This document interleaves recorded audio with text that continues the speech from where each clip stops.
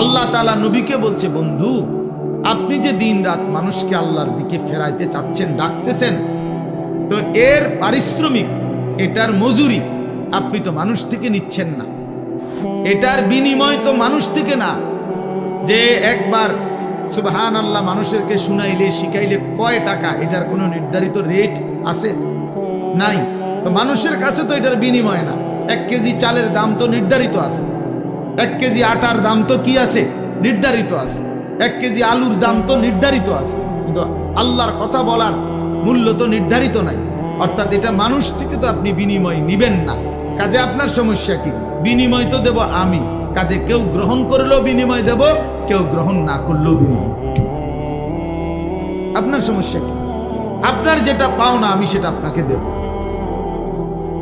এই জন্য আমরা দাঈ যারা হয়, আল্লাহর দিকে যারা ডাকে, ইমাম, খতিব, আলেম দ্বীন, আউলিয়ায়ে কেরাম, ওয়াইজ, মুহাদ্দিসিন, মুফাসসিরিন, ওনারা এটা বুঝে যে কেউ গ্রহণ না করে কোনো অসুবিধা নাই, কারণ আমি তো আপনাদের থেকে পারিশ্রমিক নেব না, বিনিময় তো মহান আল্লাহ পাকের কাছে।